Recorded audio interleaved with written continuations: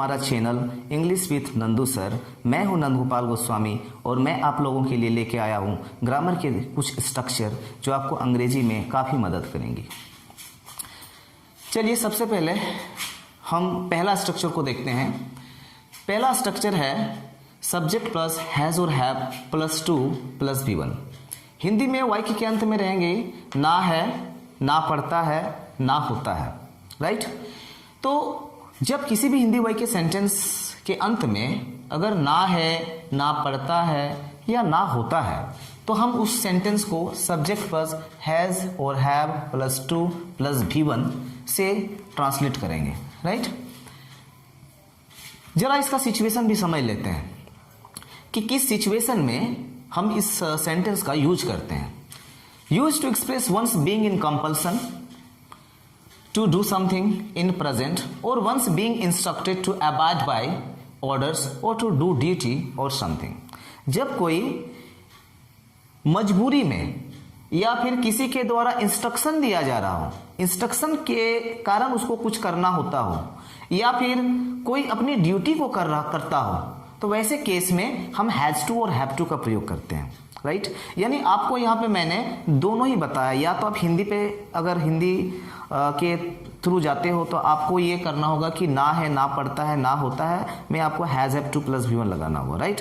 अगर आपको सिचुएशन देखना हो तो जो आप करते हैं, आपको कुछ इंस्ट्रक्शन के द्वारा करना पड़ता हो या फिर आपको जो है कुछ ड्यूटी है वो करना पड़ता है या फिर कोई और किसी का कोई कंपल्सन हो और या फिर कोई जो है ड्यूटी करना पड़ता हो या फिर किसी का कोई इंस्ट्रक्शन दिया है कि ये करके रखना और वो करना पड़ता है, तो वैसे केस में आप क्या करेंगे, has have to plus V1 लगाएंगे, राइट। चलिए कुछ एग्जाम्पल देखते हैं और इस स्ट्रक्चर को क्लियर करते हैं। मुझे स्कूल जाना पड़ता है। देखिए अंत में, वाक्य के अंत में देखिए ना पढ़ता है। ना पढ़ता है मतलब जरूर यह जो है उसको या तो उसका ड्यूटी होगा या तो उसका ड्यूटी होगा या तो फिर उसको कोई इंस्ट्रक्शन दिया होगा तो या तो फिर वो कोई मजबूरी होगा, कंपल्सन होगा। वैसे केस में इसको ये करना पड़ता है, तो ऐसे केस में क्या बोलेंगे, हैज टू या हैव टू, राइट। देखिए मुझे स्कूल जाना पड़ता है, साफ जाहिर हो रहा है कि इसका ये ड्यूटी है स्कूल जाना, तो इसलिए मुझे स्कूल जाना पड़ता है या मुझे स्कूल जाना है को ट्रांसलेट हम करेंगे I have to go to school. सबसे पहले आई लगाएं, फिर हैव लगाएं, फिर ये टू लगाएं, फिर गो लगाएं, फिर आगे का जो सेंटेंस है वो लगाना, राइट। हमें सफलता के लिए कठिन परिश्रम करना पड़ता है, ना पड़ता है, राइट। तो we have to work hard for success. कुछ सेंटेंस और भी दिए हैं, I have to buy a book, मुझे किताब खरीदनी है। अगर नेगेटिव में आपको बनाना है तो I have not to buy a book, मुझे किताब नहीं खरीदनी है, या I don't have to buy a book. यहां पे गौर कीजिए, एक सेंटेंस में मैंने लिखा है कि I have not to buy a book और दूसरे सेंटेंस में मैंने लिखा है कि I don't have to buy a book. ये दोनों ही सही है। एक में हैव के बाद नॉट आया है क्योंकि यहां पे हैव को मैंने एक्सुअली वर्ब के रूप में लिया है। अगर आप इसको एक्सुअली वर्ब के दृष्टिकोण से देखेंगे तो ये नॉट लगेगा इसके बाद, और अगर आप इसको मेन वर्ब के रूप में देखेंगे तो फिर मेन वर्ब में जैसा डोंट या डजन लगता है उसी तरह यहाँ भी डोंट या डजन लगेगा, तो आई के साथ डोंट लगेगा, आई डोंट, और जैसे ही डोंट या डजन लगता है उसके बाद क्या होता है, तुरंत फिर V1 का यूज करते हैं, राइट। तो I don't have to buy a book. और अभी स्पोकन इंग्लिश में ज्यादातर जो है आपका ये चलता है, ये लोग ज्यादा बोलते हैं, ठीक है, I don't have to buy a book, right.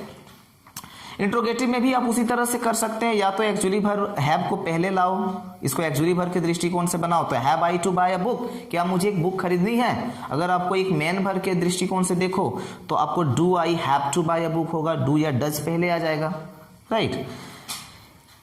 Negative interrogative भी लिखा हुआ है, don't I have to buy a book, क्या मुझे किताब नहीं खरीदनी है। अगर आप नेगेटिव इंट्रोगेटिव रहेगा तो क्या करना है कि या तो नॉट को सब्जेक्ट के पहले डाल दो, जैसा कि यहाँ पे दिखाया गया है, डोंट।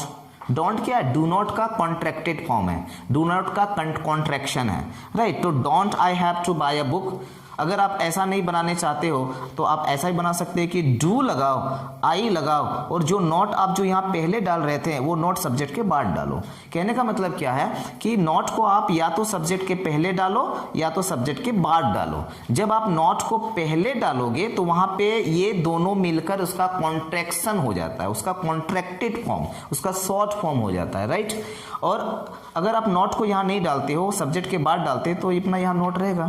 तो दो तरह से बना सकते हो, don't I have to buy a book या फिर do I not have to buy a book, क्या मुझे किताब नहीं खरीदनी है। आप दोनों तरीके से बना सकते हो। एक और सेंटेंस है जो स्टार्टिंग विद क्वेश्चन वर्ड है। क्वेश्चन वर्ड से जब भी स्टार्ट होता तो सबसे पहले हम क्या करते हैं, क्वेश्चन वर्ड को रखते हैं। जैसा कि सेंटेंस में दिखाया गया है कि सेंटेंस है कि मुझे कहाँ किताब खरीदनी, तुम्हें कहाँ किताब खरीदनी है, सॉरी तुम्हें कहाँ किताब खरीदनी है, राइट। तो where have you to buy a book, आप ऐसे बना सकते हो, या आप इसको मेन वर्ब के दृष्टिकोण से ले रहे हो, right. If you think it is as a main verb, then you have to translate this sentence as where do you have to buy a book, तुम्हें कहाँ किताब खरीदनी है। तो आप दोनों ही तरीके से बना सकते हो, जैसा आपको सुविधा हो रहा है आप वैसे अपने प्रैक्टिस में ला सकते हैं, अपने कॉन्वर्सेशन में ला सकते हैं, राइट। लेकिन मैं आपको रेकमेंड करूंगा कि ये सेंटेंस जो है ज़्यादा अच्छा रहेगा डू या डज लगा के जो बनाया जाता है। तो ये पहला सेंटेंस दोस्तों क्लियर है। उम्मीद है कि ये पहला सेंटेंस जो है, ये पहला स्ट्रक्चर आपको क्लियर होगा। मैं दूसरे स्ट्रक्चर की ओर जा रहा हूं। देखिए ये दूसरा स्ट्रक्चर है। दूसरा स्ट्रक्चर जो है जिसका हिंदी में ने वाला है, ने को है या नेने को है, ऐसा सेंटेंस। ज्यादातर हम लोग हिंदी में नेने को है ऐसा बहुत कम हम लोग बोलते हैं, ज्यादा हम लोग इस सेंटेंस में ने वाला है ऐसा बोलते हैं, ठीक है। जैसे कि मैं स्कूल जाने वाला हूं, मैं किताब खरीदने वाला हूं, मैं अपने दोस्त से आज मिलने वाला हूं, ऐसे इस तरह से। यानी ये ज़्यादा जो है पॉपुलर है, ज़्यादा हम लोग कॉन्वर्सेशन में इसको यूज करते हैं हिंदी में, राइट। तो ऐसे सेंटेंस को हम किस तरह से बनाते हैं, बनाने से पहले मैं थोड़ा सिचुएशन पे भी बात कर लेता हूं कि ऐसे सेंटेंस का जो सिचुएशन होता है वो सिचुएशन होता है use to denote the immediate future action, जो तुरंत होने वाला जो फ्यूचर एक्शन होता है वैसे वहीं पे हम इस सेंटेंस को यूज करते हैं। जैसे मैं आज दिल्ली जाने वाला हूं, मैं आज अपने दोस्त से मिलने वाला हूं, क्या है कि बस ये कुछ ही देर बाद ये एक्शन होने वाला है, तो वैसे सेंटेंस को बोलते हैं इमीडिएट फ्यूचर एक्शन। और ऐसे सिचुएशन में हम इसको प्रयोग करते हैं। अब देखते हैं इसका structure. Subject plus is am are, is लगे चाहे एम लगे चाहे आर लगे, ये अकॉर्डिंग टू ये सब्जेक्ट के अनुसार होगा। Subject plus is am are plus to plus V1, right. इससे पहले वाला जो स्ट्रक्चर था वहां पे हैव टू लगता था, हैज टू प्लस V1। यहाँ पे क्या है, is am are plus to plus V1। थोड़ा सा अंतर है, बस थोड़ा थोड़ा अंतर है, आपको समझना है। मैं चाय बनाने वाला हूं, यानी थोड़ी ही देर बाद वो क्या करेगा, चाय बनाएगा। तो ये यहाँ पे हम क्या कैसे बनाते हैं, मैं चाय बनाने वाला हूं, I am to make tea, आई लगाएं फिर एम लगाएं फिर टू प्लस V1 लगा दिए, right. I am to make tea. मैं एक किताब लाने वाला हूं, I am to bring a book, मैं किताब लाने वाला हूं। मैं किताब नहीं लाने वाला हूं, तो नहीं लाने वाला हूं के लिए क्या करेंगे, तो एक्चुअली वर्ब जो लगा हुआ है उसके साथ नॉट लगा दो, I am not to bring a book. क्या मैं किताब लाने वाला हूं, तो आप क्या करो कि एम को आगे कर दो। रूल्स क्या है कि अगर नेगेटिव सेंटेंस है तो एक्चुअली वर्ब के साथ नॉट जोड़ दो, अगर इंट्रोगेटिव सेंटेंस है तो एक्चुअली वर्ब को सिर्फ सब्जेक्ट के पहले कर दो, बस सिंपल सा रूल है। क्या मैं किताब लाने वाला हूं, क्या बोलेंगे, am I to bring a book. क्या मैं किताब नहीं लाने वाला हूं, अगर ऐसा भी होता तो क्या बोलते हैं, am I not to bring a book, right. मैं उसे फोन करने ही, इससे पहले एक सेंटेंस और है कि तुम कब जाने वाले हो, when are you to go there, तुम वहां कब जाने वाले हो। तो जब भी स्टार्टिंग विद क्वेश्चन वर्ड हो, यहां पे गौर कीजिए, जब भी स्टार्टिंग विद क्वेश्चन वर्ड हो तो आप सबसे पहले क्वेश्चन वर्ड को लिखोगे कि तुम कहां जाने वाले हो, where are you to go there, तुम किससे मिलने वाले हो, हुम आर यू टू मीट, तुम क्या खाने वाले हो, what are you to eat, right. ऐसे सेंटेंस को बनाना है। मैं उसे फोन करने ही वाला हूं, थोड़ा सा अंतर है इसमें। यहां पे क्या था कि ने वाला हूं था और यहां पे ने ही, ये जो ही वर्ड आया है ये ने ही वाला हूं, ये क्या कर रहा है, सेंटेंस को थोड़ा सा और इम्फेसाइज कर दे रहा है, थोड़ा सा और इम्फैटिक सेंटेंस बना दे रहा है। ये क्या हो जा रहा है कि ये जो इमीडिएट फ्यूचर एक्शन है ये हो जा रहा है very immediate future action, right. तो ऐसे सेंटेंस में स्ट्रक्चर दोनों का बिल्कुल सेम है। आपको थोड़ा सा केयर करना है कि आई एम टू के जगह आई एम अबाउट टू लगा देना। अबाउट जैसे लगता है वो थोड़ा सा और एम्फेसाइज हो जाता है, थोड़ा सा और इम्फैटिक बन जाता है, थोड़ा सा और वेरी इमीडिएट बन जाता है। जैसे मैं इसे फोन करने वाला हूं, अगर ऐसा सेंटेंस रहता तो हम यहाँ पे बनाते कि I am to call him up, लेकिन मैं उसे फोन करने ही वाला हूं तो बोलेंगे आई एम अबाउट। ये जो अबाउट वर्ड है ये लग जाएगा, I am about to call him up, मतलब करने ही वाले हैं, और इमीडिएट बन जाता है वो, वेरी इमीडिएट।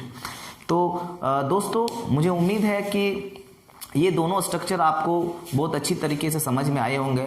अगर किसी भी तरह का डाउट होगा तो कमेंट बॉक्स पे आप लिखो। मैं to the best of my ability I will try my best to help you out, right. Thank you very much.